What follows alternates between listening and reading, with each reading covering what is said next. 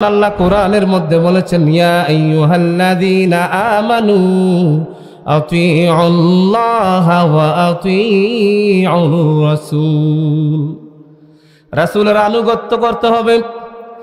রাসূলের আনুগত্য যদি না করি তাহলে হাসরের ময়দানে ধরা খেয়ে যাব।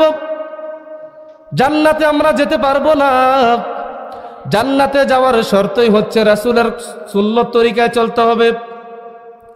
আল্লাহর হাবিব সাল্লাল্লাহু আলাইহি ওয়াসাল্লাম বিদায় হজের ভাষণে হাজার হাজার সাহাবীদেরকে সামনে রেখে একটি কথা বলেছিলেন, তারাকতু ফীকুম আমরাইন লান তাদিল্লু মা তামাসসাকতুম বিহিমা কিতাবাল্লাহি ওয়া সুন্নাতা ওয়া রাসূলিহি।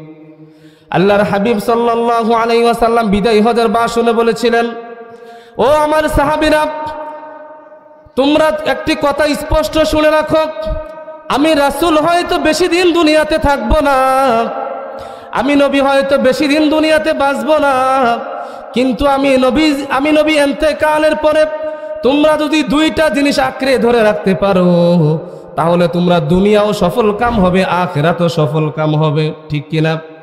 এক নাম্বার হচ্ছে কোরআন, দুই নাম্বার হচ্ছে রাসূলের সুন্নাহ এবং হাদিস। ঠিক কিনা? এই দুইটা জিনিস যদি তোমরা ধরে রাখতে পারো, আমি রাসূল থাকবো না, আনা খাতামুন নাবিয়্যিন আলা নাবিয়্যা বাদি, কিয়ামতের আগে আর কোন নবী এই জমিনের মধ্যে আসবে না। ঠিক কিনা? আল্লাহর হাবিব সাল্লাল্লাহু আলাইহি ওয়াসাল্লাম হচ্ছে শেষ নবী। নবীজি আমাদেরকে দুইটা নির্দেশনা দিয়েছেন, এক নাম্বার হচ্ছে কোরআন, দুই নাম্বার হচ্ছে রাসূলের হাদিস এবং সুন্নাহ। আলহামদুলিল্লাহ নাহমাদুহু ওয়া নাস্তাঈনুহু ওয়া নাস্তাগফিরুহু ওয়া নাউযু বিল্লাহি মিন শুরুরি আনফুসিনা ওয়া মিন সাইয়্যাতি আ'মালিনা। من يهد الله فلا مضل له ومن يضلله فلا هادي له ونشهد أن لا إله إلا الله وحده لا شريك له ونشهد أن سيدنا وحبيبنا وطبيبنا ومولانا محمدا عبده ورسوله. أما بعد فأعوذ بالله من الشيطان الرجيم. بسم الله الرحمن الرحيم. وما خلقت الجن والإنس إلا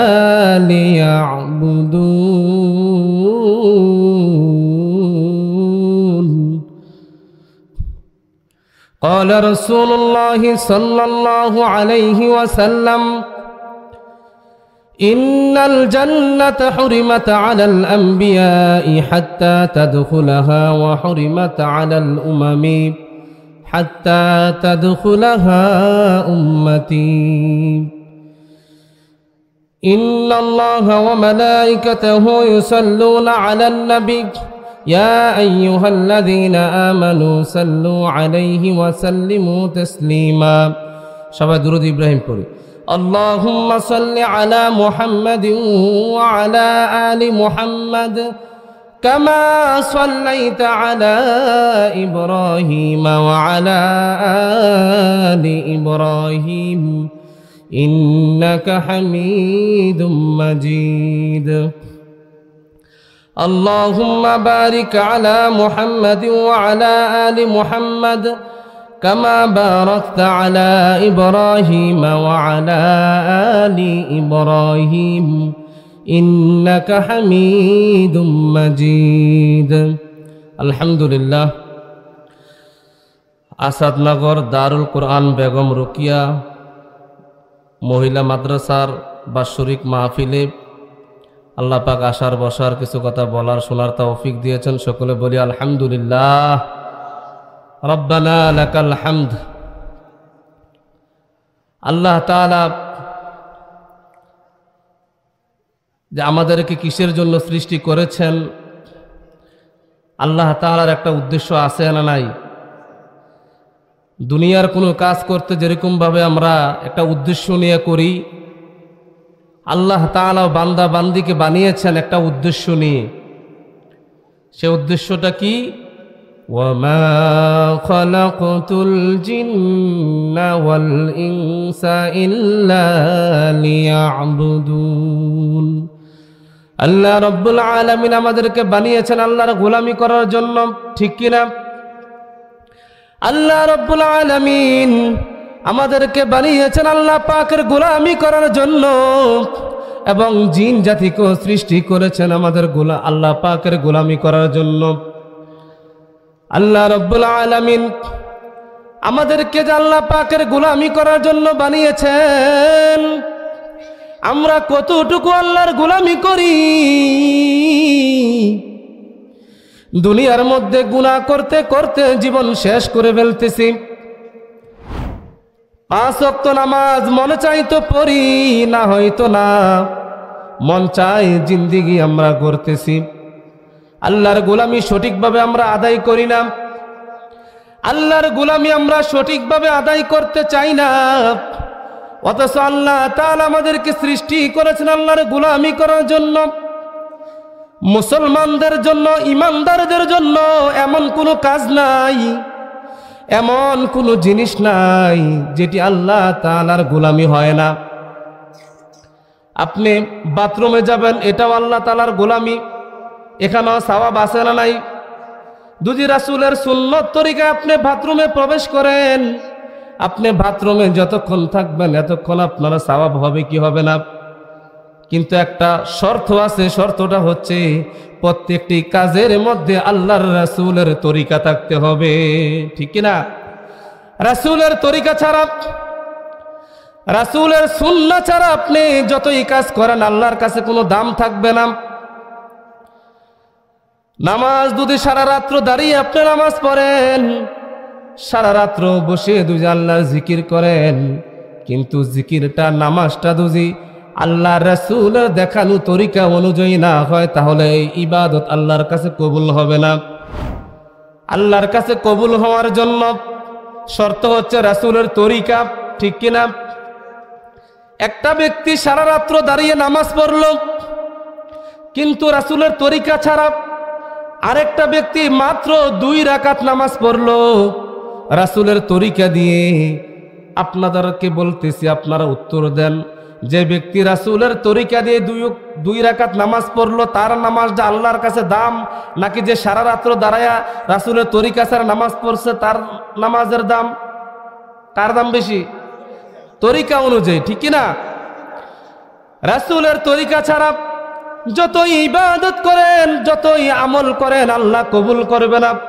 কারণ আল্লাহ কোরআনের মধ্যে বলেছেন, ইয়া আইয়ুহাল্লাযীনা আমানু আতিউল্লাহা ওয়া আতিউর রাসূল।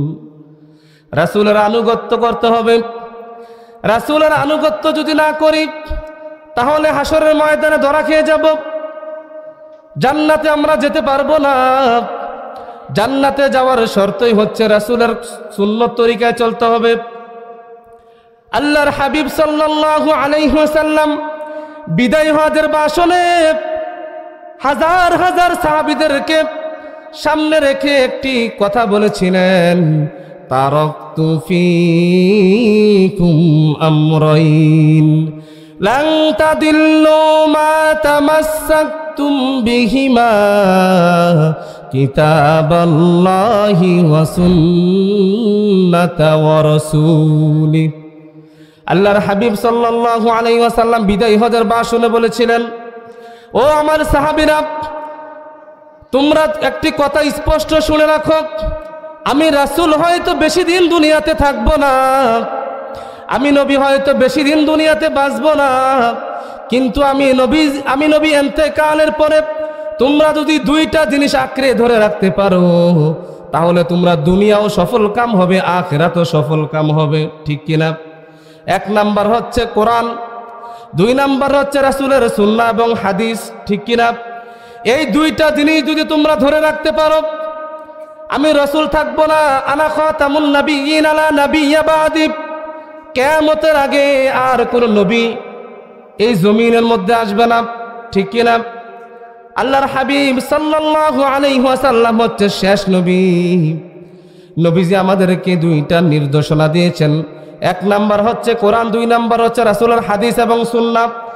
এই দুইটা জিনিস যদি কোনো মানুষ, কোনো মুমিন ঈমানদার যদি এই দুইটা জিনিস যদি আঁকড়ে ধরে রাখতে পারে, পুঙ্খানুভাবে সঠিকভাবে যদি আমল করতে পারে, তাহলে সে অবশ্যই আল্লাহর জান্নাতে যাবে, ঠিক কিনা? আমরা সকলে জান্নাতে যাইতে চাই কি চাই না? আমরা সকলে জান্নাতে যেতে চাই। আল্লাহর হাবিব সাল্লাল্লাহু আলাইহি ওয়াসাল্লাম আরেকটি চমৎকার হাদিস বলেছেন, ইন্নাল জান্নাতা হুরিমাত আলাল আমবিয়াই হাত্তা তাদখুলাহা ওয়া হুরিমাত আলাল উমামি হাত্তা তাদখুলাহা উম্মতি। আল্লাহর হাবিব সাল্লাল্লাহু আলাইহি ওয়াসাল্লাম সুন্দর একটি হাদিস বলেছেন যে আমি নবী হাসরের ময়দান কায়েম হওয়ার পরে, বিচার আচার হওয়ার পরে, আমি নবীর আগে জান্নাতে অন্য কোন নবীর জান্নাতে যাওয়া নিষেধ। সুবহানাল্লাহ বলবেন না? আপনার আমার নবীর আগে অন্য কোন নবী কিন্তু জান্নাতে যেতে পারবে না। আল্লাহু আকবার বলেন।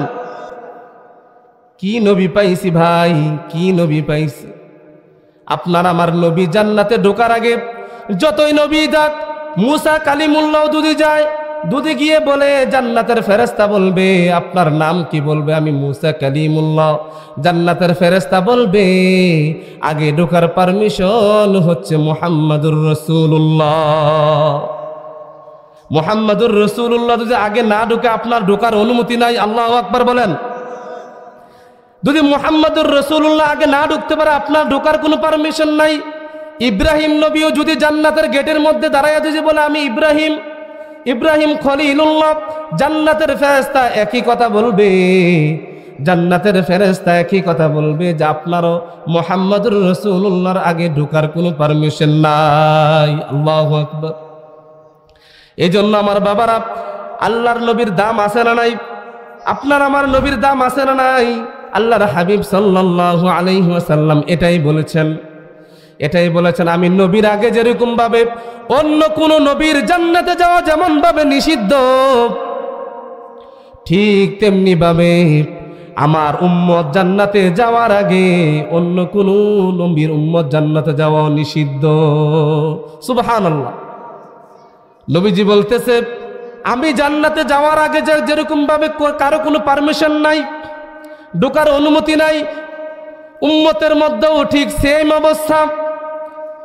আমার উম্মত যদিও সকলের পরে এসেছে, কিন্তু আমার উম্মত জান্নাতে যাবে সবার আগে। সুবহানাল্লাহ বলবেন না? আমার উম্মত যাবে সকলের আগে জান্নাতে। আমার উম্মত সকলের আগে জান্নাতে যাবে। ঠিক আমার উম্মত সকলের পরে এসেছে দুনিয়াতে ঠিক, কিন্তু আমার উম্মতের আগে কোনো নবীর উম্মত জান্নাতে যেতে পারবে না। সুবহানাল্লাহ। নবী যেরকম স্পেশাল উম্মত, আমরা কি কথা কয় না? আমরাও কি স্পেশাল উম্মত। কিন্তু আমার বাবারা, আজকে আমাদের কাজে কর্মে, আমাদের আচার আচরণে, ব্যবহারে মনে হয় না যে আমরা বিশ্ব নবীর উম্মত, ঠিক কিনা? আমাদের ব্যবহার, আচার আচরণ, লেনদেন এত খারাপ হয়ে গেছে আমার প্রিয় ভাইয়েরা। আমাদের আচার আচরণে বাটপারি সিটারি দেখলে মনে হয় না যে আমরা বিশ্ব নবীর উম্মত। আপনার আমার নবী কত শানওয়ালা মানওয়ালা নবী ছিলেন, আমরাও অনেক দামি উম্মত। এত দামি উম্মত হওয়ার পরেও কিন্তু আমরা আল্লাহর গোলামি সঠিকভাবে আদায় করতে চাই না। যে নবীর উম্মত হওয়ার জন্য অন্য অন্য নবীর আল্লাহর কাছে দরখাস্ত করেছিলেন যে আল্লাহ আপনি আমাকে নবী না বানায়া আখিরি জামানার নবীর উম্মত বানায়া দুনিয়াতে পাঠান। সুবহানাল্লাহ। আল্লাহ তাআলার কাছে অনেক নবীরাই দোয়া করেছিলেন, কিন্তু বিনা দরখাস্তে, কোনো দরখাস্ত ছাড়াই আল্লাহ তাআলা আমাদেরকে বিশ্ব নবীর উম্মত বানিয়েছেন। সুবহানাল্লাহ পড়েন। আমাদের দাম আল্লাহর কাছে আছে না নাই? এই জন্য আমার বাবারা, মুহাদ্দিসিনে কেরামরা বলেছেন মানুষের প্রত্যেকটা সময়, প্রত্যেকটা সেকেন্ড, প্রত্যেকটা ইমানদারের জন্য প্রত্যেকটি সময় ইবাদতের মধ্যে লেখা হবে 5টা জিনিসের উপর আমল করলে। কয়টা জিনিস? কথা বলেন।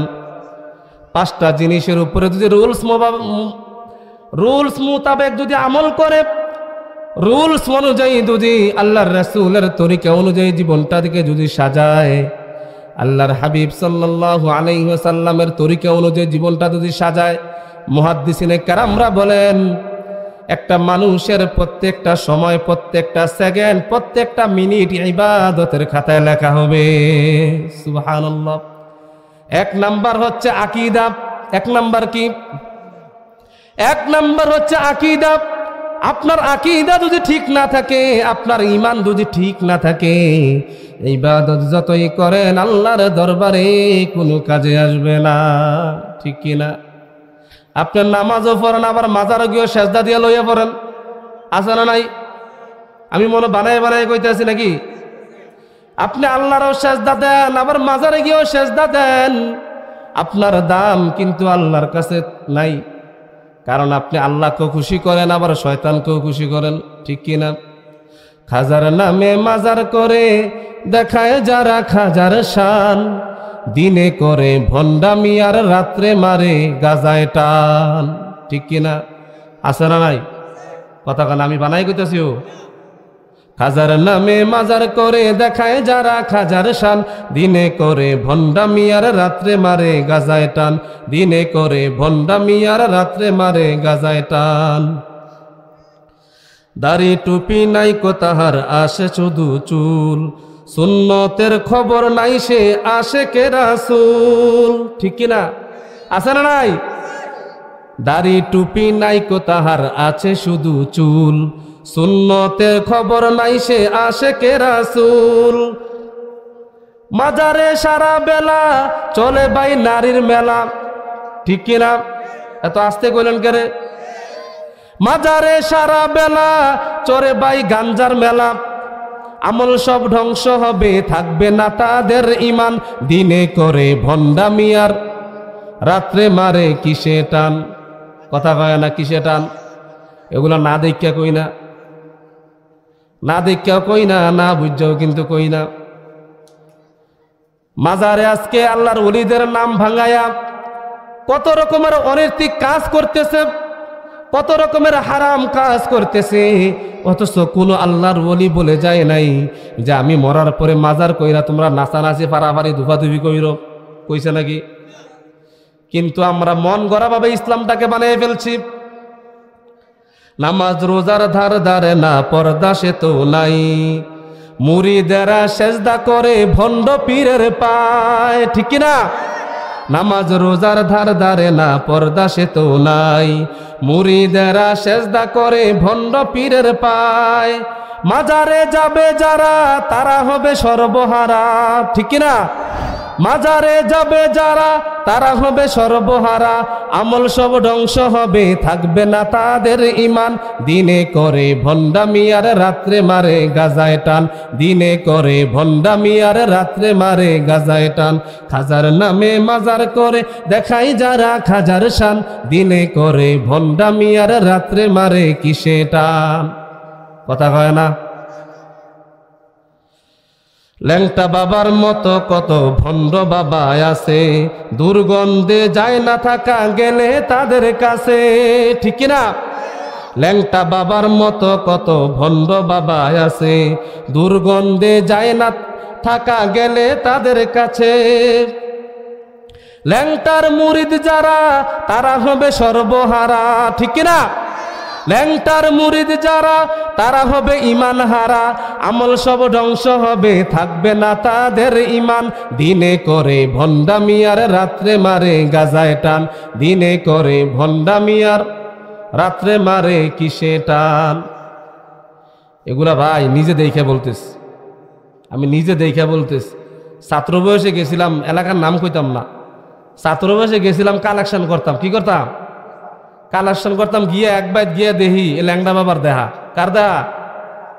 আমরা দেবীদের থানাতে, নাম কোন যেত না, গিয়া দেখি যে এলাকার মধ্যে ল্যাংড়া বাবা। এবার আমরা তো তোর ছাত্র মানুষ, ছোট মানুষ, এলাকার মানুষে কইতে আছে কয় এনে তো ল্যাংটা বাবাই যাইছে। তা আমি কার ল্যাংটা বাবা মনে বেড়াম বেড়াম নাম এটা আসলে যে বেড়া ল্যাংটা এটা কিন্তু আমি জানি না, ছোট মানুষ না আমরা এই সময়। তা আমরা তো মনে করি এইবার তো কালেকশন করুন লাগবো, হুজুরে পাঠাইছে। তো গেছি গিয়া দেখি মনে করেন এবার হারাড়া বাড়ি লুঙ্গি বেড়ে আইটাইলো আমরা সামনে আইটা আইয়া এবার আসরের কাছে আইয়া নতুন লুঙ্গিটা খুললা আর একজনের কাছে দিয়ে লিস নাউজুবিল্লাহ কইতেন না, নিজের দেহার কথা কইতেছে। এমন জিদ্রা উঠছিল শৈলদাত, যদি ক্ষমতা থাকতো ইচ্ছা মতো আলাদা কত ফিটলাম বলি, এটি কোন ধরনের ভাইছিলাম। এবং যা নষ্টামি দেখছি এটি মাহফিলে কোন যেত না, যতক্ষণ দাঁড়াই আসছিলাম যা নষ্টামি দেখছি ল্যাংটা বাবার এটি অন মাহফিলে কোন যেত না। আল্লাহ হেদায়েত দান করে কন আমিন, আমিন কন। এটি করলে কি ইমান থাকবো? তাহলে জান্নাতে যাওয়ার জন্য ইমান ঠিক থাকার জন্য প্রত্যেকটা সময় আমলে গণ্য হওয়ার জন্য আপনার আমল কয়টা লাগবো? 5টা। কয়টা? 1 নাম্বার কি ইমান আকীদা ঠিক রাখতে হবে। কি রাখতে হবে? ল্যাংটা বাবার মুরিদ যারা যাবারা হারাদিন ল্যাংটা হয়ে করে এবার নিজেরও তো বেল নাই, এবার কাছে মুরিদ হলো তো আপনি জাহান্নামও যাইবেন এটা নিশ্চিত, কথা কয়েন। আর কোরআন হাদিস ল্যাংটা বাবার মুরিদ হলে তো আপনি জাহান্নামও যাইবেন এটা কোরআন হাদিস ফরম লাগতো না তো। আপনার ব্রেনটা নিজে ঠান্ডা মাথা জিগান না, কথা কয় না। আপনার ব্রেনকে ঠান্ডা মাথা আপনি জিজ্ঞাসা করেন যে এই ল্যাংটা যে একটা লুক সে আবার কি, হ্যাঁ আবার পিসাব কেমনে হয়, হ্যাঁ আবার আল্লাহর ওলি কেমনে হয়। নিজের ঠান্ডা মাথা কোরআন হাদিস দরকার নাই বাবা, আপনি নিজের ব্রেন যে আল্লাহ তাআলা দিছে এত বড় একটা নেয়ামত, এ ব্রেন দিয়ে ঠান্ডা মাথা চিন্তা করলে দেখা যায় যে এটা যে হারাম, ঠিক কি না বাবা? এজন্য আমি অনুরোধ করব এসব ধরনের নিজের ইমানকে বন্ড বাবার দরবারে গিয়ে নিজের ইমানকে কি করা যাবে না, ধ্বংস করা যাবে না। আল্লাহ তাআলা তৌফিক দান করুন সকলে পড়ে আমিন। এজন্য আমার বাবারা 1 নাম্বার আমল হচ্ছে ইমান আকীদা ঠিক করতে হবে, আল্লাহর গোলামি সঠিকভাবে করতে হবে, শিরিক মুক্ত আমল করতে হবে। শিরিক যুক্ত আমল করা যাবে না। হাদিসে পাকের মধ্যে আছে লা তাত্তাখিদুল কুবুর মাসাজিদ, কবরকে সেজদা করিও না। কার কথা? নবীজির কথা। কবরে সেজদা করিও না, কারণ কবরে সেজদা করা মাজারে সেজদা করা হারাম। কার কথা? কথা কয় না, কার কথা? নবীজির কথা। এই জন্য আমার বাবারা 1 নাম্বার, আজকে এমন যুগের মধ্যে আমরা পড়েছি, এমন একটা সিচুয়েশনের মধ্যে পড়েছি চতুর্দিকে শুধু গুনাহ আর গুনাহ, ঠিক কিনা? গুনাহর অভাব নাই। এই কঠিন পরিস্থিতিতে ঈমান রক্ষা করা খুবই কঠিন। এই জন্য আমার বাবারা কোরআন হাদিস অনুযায়ী যখন নিজের জীবনটাকে চালাবো, কোরআন হাদিস পূর্ণাঙ্গ যখন আমরা ফলো করব, তখনই আমাদের ঈমান সুন্দর থাকবে, ঈমান ভালো থাকবে। আর ঈমান যদি ভালো থাকে, ঈমান যদি মজবুত থাকে, তখনই আমরা জান্নাতে যেতে পারবো। আর ঈমানের অবস্থা যদি খারাপ হয়, যে ঈমানে আপনি দুনিয়ার মধ্যে দুনিয়ার সাধারণত হারাম কাজ আপনি লোভ সামলাইতে পারেন না, যেই ঈমানে আপনি ভণ্ড বাবার দরবারে না যাইতে পারেন না, যেই ঈমানে আপনি মাজারের খানাটা আপনার না খাইলে ফেরের ভাত হজম হয় না, এই অবস্থা যদি হয় ঈমানের, এই ঈমান নিয়ে কিভাবে জান্নাতে যাবেন? 2 নাম্বার হচ্ছে জীবনের প্রত্যেকটি মুহূর্ত ইবাদতে গণ্য হওয়ার জন্য 2 নাম্বার হচ্ছে আল্লাহর ইবাদত করতে হবে। আল্লাহর ইবাদত ছাড়া জান্নাতে যাওয়া যাবে? কথা কয় না, জান্নাতে যাওয়া যাবে? আল্লাহর ইবাদত ছাড়া জান্নাতে যাওয়া যাবে না। আজকে আফসোস, হযরত উমর রাদিয়াল্লাহু তাআলা আনহু, হযরত আবু বকর সিদ্দিক রাদিয়াল্লাহু তাআলা আনহু, তাদের জীবনী পড়লে দেখা যায় তারা কত জলিলুল কদর সাহাবী ছিলেন, যারা কিনা জান্নাতের সার্টিফিকেট প্রাপ্ত সাহাবী, ঠিক কিনা? জান্নাতের সার্টিফিকেট প্রাপ্ত সাহাবী হওয়ার পরেও আখিরাত নিয়ে চিন্তা তাদের কম ছিল না বেশি ছিল? আখিরাত নিয়ে তাদের 24 ঘন্টা টেনশন আর পেরেশান। আবু বকর সিদ্দিক এত বড় একজন সাহাবী, জান্নাতের সার্টিফিকেট প্রাপ্ত সাহাবী হওয়ার পরেও আবু বকর সিদ্দিক কবর দেখলে হাউমাউ করে কান্দা দিত। মাঝে মধ্যে কবরের সামনে গিয়ে দাঁড়ায় দাঁড়ায় কাঁদত।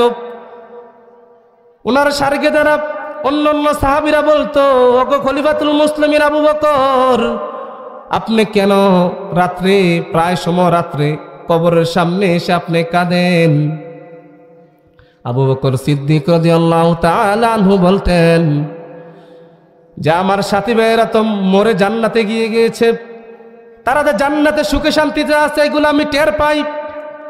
এখন আমার ভয় হচ্ছে আমি আবু বকর যখন চলে যাব, আমি আবু বকর যখন মরে যাব, আমার জানি কি অবস্থা হয়, আমি জানি জান্নাতে যেতে পারি কিনা, নাকি আমি কোনো বিপদে পড়ে যাই। আখিরাতের টেনশন আমার মাথায় 24 ঘন্টা কাজ করে, এই জন্য আমি মাঝে মধ্যে কবরস্থানে এসে যাই। আজকে দেখা যায় বাবা, আমাদের চলাফেরা দেখলে মনে হয় যে আমরা জান্নাতের সার্টিফিকেট পকেটে লইয়া ঘুরি, কথা কয় না? আমাদের চলার এমন ভাব যে মনে হয় যে জান্নাতের সার্টিফিকেট 2-4টা আমাদের পকেটের মধ্যে আছে, কথা কয় না? যদি নামাজের কথা কন, কয় যান নামাজ পড়ন যাইব, কথা কয় না? আসেনি এমন না লোক, কয় যান হুজুর যান, এত কথা কয়েন না, আপনার কাম ইমামতি করেন, ইমামতি করেন, নাউজুবিল্লাহ বলবেন না? এমন একটা ভাব দেখায় মনে হয় যে জান্নাত তার বাবার দিনের জান্নাত, ঠিক কিনা? অথচ ইমানের হালত ভালো না, আমলের হালত ভালো না। জান্নাতে যাবে না জাহান্নামে যাবে তাকে কোনো কেউ সিকিউরিটিও দেয় নাই, কোনো গ্যারান্টিও দেয় নাই। তারপরে তার আচরণ দেখলে মনে হয় সে জান্নাতি লোক, জান্নাত থেকে ফলাইন না অন্য লোক, কথা কয় না? ঠিক নিও আসেনি? এই জন্য আমার বাবারা, হযরত ওমর রাদিয়াল্লাহু তাআলা আনহু খলিফাতুল মুসলিমিন, হযরত উমর ইন্তেকালের পরে উমর রাদিয়াল্লাহু তাআলা আনহুকে যখন গোসল করাইতে গিয়েছিলেন, যারা গোসলের দায়িত্ব নিয়ে গোসল করাইতে গিয়েছেন তারা হঠাৎ করে বের হয়ে চলে আসলেন।